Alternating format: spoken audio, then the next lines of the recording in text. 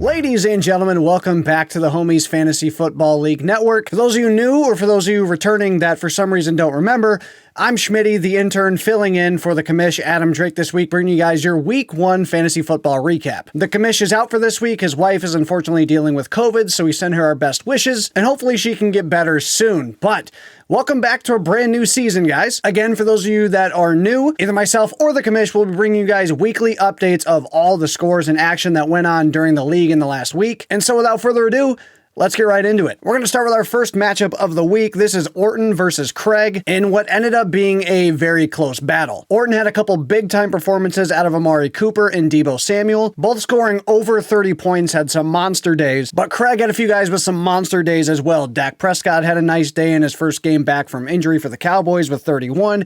Joe Mixon looking pretty good off the start with a solid 24 points. Godwin with 23. Devontae Smith, the rookie, with 19. Travis Kelce, of course, another big day with 25. And that helped give Craig the edge, 150 to 139 over Orton. So unfortunately for the group chat, we're going to have to be hearing some Orton complaints for the next week.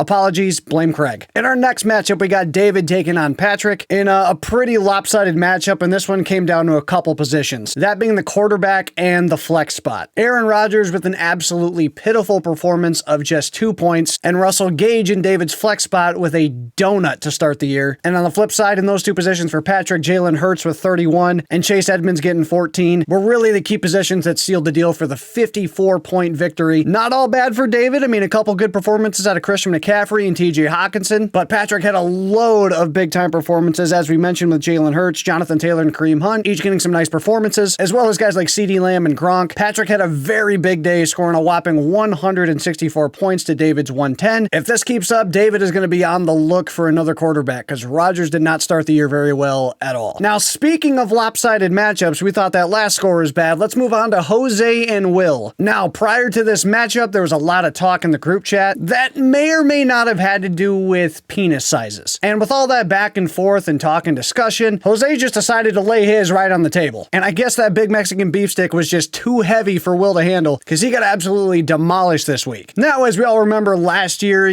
toward the end of the season, because Will's team wasn't doing so well, he decided to bench a lot of his players and just give up and forfeit the league for the year, essentially for the rest of his matchups. And if you look at the amount of points he put up this week, you would have thought he did the same thing to start the year.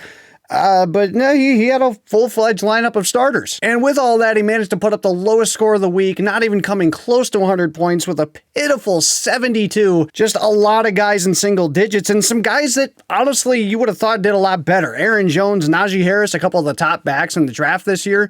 Will was able to snag both of those in the draft due to his position, and they just come out and put up 3 points and 5 points respectively. Cortland Sutton, just one catch for 14 yards. Mark Andrews looked at as one of the top tight ends in the league, just with 5 points. Allen Robinson managing to get 6 catches, but just for 35 yards. Just a tough day for Will's team. And Jose on the other side, the complete opposite. Patrick Mahomes getting a beautiful start to the season with 35 points. His top target, Tyreek Hill, even bested him with 36. Robbie Anderson, not the most exciting day by any means, but one catch for 57 and a touchdown. It's going to get you enough points to get by. And DJ Chark rounding up with a nice day for 17. Jose dropping a massive 160 points, nearly a 100-point victory for Jose. And with all this bashing for Will, I can just see his face now.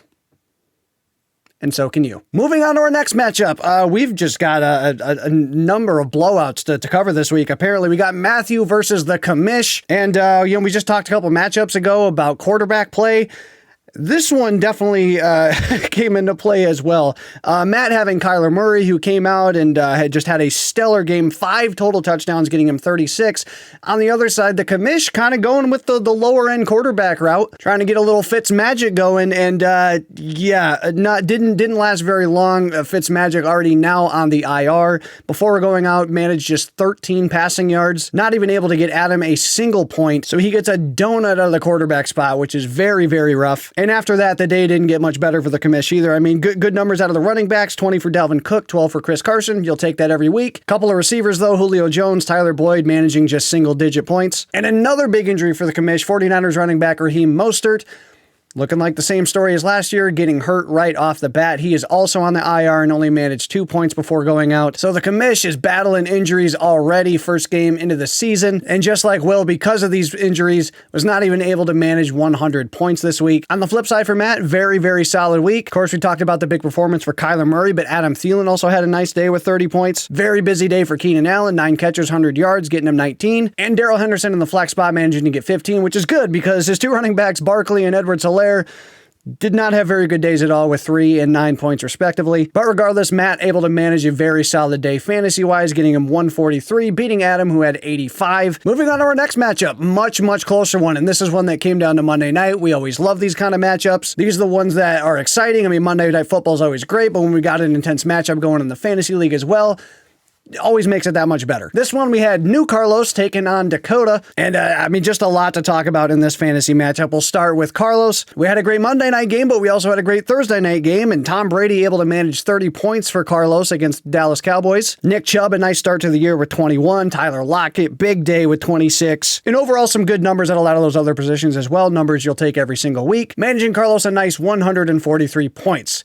We flip over to the other side for Dakota, who, if I'm correct, went into Monday night down 41 points with Lamar Jackson and Darren Waller left, who are 2 guys who at any time can easily put up that number of points, and they did just that. Not the best day for Lamar, managing 19, but it was enough, and a big drive for the Raiders with Darren Waller toward the end of the game. Ended up getting him a lot of action. He had 10 catches, 105 yards for a touchdown, getting him 26. Him and Lamar total gave him that 45 points, giving him a 4-point edge over Carlos. Jamar Chase, a nice big day. Kamara and Sanders with 17 and 16. You'll take that every week. Melvin Gordon luckily had a nice 70-yard rushing touchdown, which helped manage him to get 20 points, which is good because he had a big fat donut out of Brandon Ayuk. Dakota taking the 4-point victory to start the year, which brings us to our final matchup. We got Carlos taking on yours truly, and I mean, we're right back to the blowouts here. We'll start with Carlos, a good number of days at Josh Allen, 19. You want a little more, but you know, it's a number you can live with. 18 for David Montgomery, a good day for him. Brandon Cooks with 18, Jalen Waddle with 16, but led down by some other guys. Derrick Henry just managing 9 points. Claypool also managing just 9. Ravens defense netting him negative points. All in all, just wasn't enough points for Carlos this week. And on the flip side, yours truly, big day out of Russell Wilson with 28. Deandre Swift, good thing he's involved in the passing game because he surely wasn't in the rushing game, managing 23. Hopkins with 26. Cooper Kupp with 23. Corey Davis with 26. Overall, the only rough spot in the lineup was Zeke Elliott. Hoping that Cowboys offense gets him more involved, because last year he sure wasn't when Dak went out. Dak's back. He still doesn't seem overly involved. Hoping they can get him running with the offense. With that, the final score, Carlos with 112, myself with 173, which netted as the highest score for the week. As a reminder, with payouts this year, highest score every single week nets $10. And so I'm starting off the year already getting a little bit of money back, which is a good start. But anyway, that is going to do it here for the Homies Fantasy Football Week 1 recap. Waivers are already through now, so make sure you get your lineup set before the games start tomorrow. If you made it all the way to the end of the video, leave a comment down below. Get well, Jack. We're wishing you the best. But thank you guys so much for watching. We'll see you guys next week with the Week 2 Fantasy Football Recap. Have a good one.